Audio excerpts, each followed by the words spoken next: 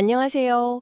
오늘 저희와 함께 살펴볼 자료, 바로 세이노의 가르침 발췌본입니다. 네, 안녕하세요. 양이 꽤 많은데요. 이 속에서 당신의 삶을 관통한다고 할 만한 핵심 통찰, 딱 세 가지만 한번 찾아보겠습니다.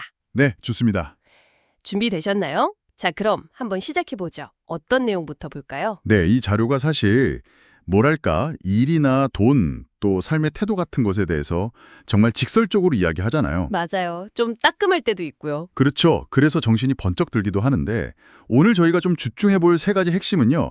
첫 번째가 현실을 제대로 보고 스스로 책임지는 태도. 현실 직시와 자기 책임. 네, 그리고 두 번째는 아주 작은 일이라도 이걸 완벽하게 해내는 그 숙련의 힘. 아, 숙련? 그리고 마지막 세 번째는 변화하는 세상 속에서 계속 배우고 또 적응해 나가는 자세입니다.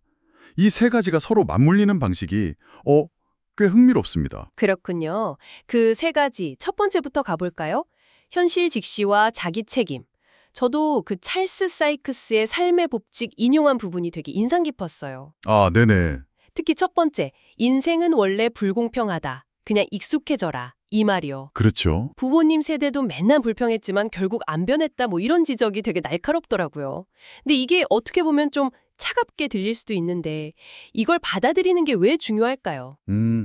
현실을 부정하면 뭐랄까 출발선 자체가 좀 잘못 그어지는 거 아닐까요? 아, 출발선. 네. 자료에서도 그 두 번째 법칙으로 세상은 당신의 자부심보다 당신의 성취를 먼저 요구한다고 하잖아요. 학교 다닐 때랑은 다르다는 거죠. 그렇죠. 결과로 보여줘야 하는. 맞습니다. 사회는 결과로 말한다. 뭐 예를 들어 부자 고객을 우대하는 은행처럼 자본주의의 속성 자체를 불평하기보다는 그 안에서 그럼 내 위치를 어떻게 개선할까? 이걸 고민하는 게 훨씬 현실적이라는 이야기입니다. 불평만 해선 바뀌는 게 없으니까. 네, 불만만으로는 아무것도 바뀌지 않죠. 오히려 그 냉정한 현실 인식이 변화의 시작점이 될 수 있다는 겁니다. 아, 현실 인식이 변화의 시작이다. 그런 말씀이시군요. 알겠습니다. 그럼 두 번째 원칙, 실행과 숙련으로 한번 넘어가 보죠. 허드렛 일부터 제대로 해라. 네, 이것도 아주 중요한 지점이죠. 이 조언이랑 같이 나온 그 일본 전산 이야기는 와, 정말 강렬했어요. 신입사원한테 1년 동안 화장실 청소를 시킨다니. 그렇죠.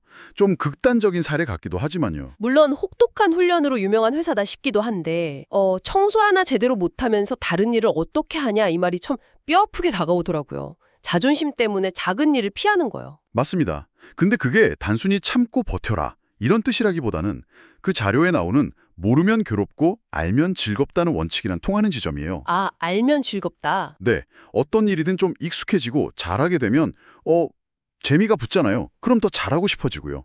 워런 버핏의 최고의 투자가 뭐라고 했죠? 바로 어떤 일을 특출나게 잘하는 능력을 키우는 것. 아, 그 말이군요. 네, 그거랑 연결되는 거죠. 리츠칼튼 호텔 청소부 그 버지니아 아주엘라 사례처럼요. 맡은 역할이 뭐든 간에 거기서 탁월함을 추구하는 태도. 그 자체가 엄청난 자산이 된다는 이야기입니다. 사소해 보이는 일이라도 거기서 숙련의 가치를 찾는 게 핵심이군요. 바로 그거죠. 숙련 자체가 자산이 된다. 듣고 보니 세 번째 원칙인 끊임없는 학습과 적응하고도 이게 자연스럽게 연결되는 것 같습니다. 네, 맞아요. 다 이어지죠. 학력이나 자격증이 전부가 아니라는 메시지가 여러 번 나오잖아요. 그렇죠. 뭐 도쿄대 법대 졸업생 면접 일화라던가 아니면 저자 본인이 MS-DOS나 PLC 같은 걸 직접 배웠다는 경험담 같은 거요. 네. 모르면 배우면 된다. 이 말이 되게 단순한데 참 강력하게 느껴졌어요. 네, 이게 바로 요즘처럼 변화가 빠른 세상에서 살아남는 가장 중요한 열쇠가 아닐까 싶어요. 자료에서 컨베이어 벨트 같은 안정된 길이 점점 사라지고 있다고 하잖아요. 맞아요. 예전 같지가 않죠. 네, 그냥 주어진 일만 해서는 정말 뒤처지기 쉽습니다. 뭐 엑셀 활용 능력부터 시작해서 외국어라든지 새로운 기술 트렌드라든지 끊임없이 배우는 자세가 정말 필수적이죠. 특히 요즘처럼 정보가 넘쳐날 때는 더 그렇겠네요. 맞습니다. 그래서 피상적인 카더라 정보 말고요. 책 같은 걸 통해서 좀 깊이 파고드는 그런 학습 능력, 그게 중요하다고 강조하는 거죠. 결국 멈추지 않고 배우는 것, 그게 변화에 대한 유일한 대응책일 수 있습니다. 들어보니까 이 세 가지 원칙이 정말로 긴밀하게 연결되어 있네요. 현실을 냉정하게 직시하고 맡은 일을 제대로 해내면서 숙련을 쌓고 또 거기에 멈추지 않고 끊임없이 배워나가는. 네, 그렇죠. 오늘 세이노의 가르침 발췌본에서 우리가 함께 찾아낸 핵심이라고 할 수 있겠습니다. 자, 그렇다면 이 모든 것들이 지금 이 방송을 듣고 계신 당신에게는 어떤 의미로 다가오시나요? 이게 단순히 뭐 성공이나 부자 되는 법 이런 걸 넘어서는 이야기인 것 같아요. 자료에 나온 그 무인도 비유처럼요. 결국에는 외부 조건이나 평가와 상관없이 홀로 설 수 있는 그런 내면의 단단함?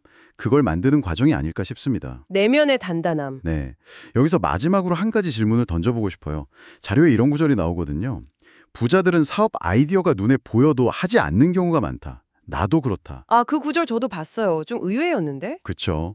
충분히 실행할 능력도 있고 지식도 있는 사람이 왜 때로는 행동하지 않기로 선택할까요?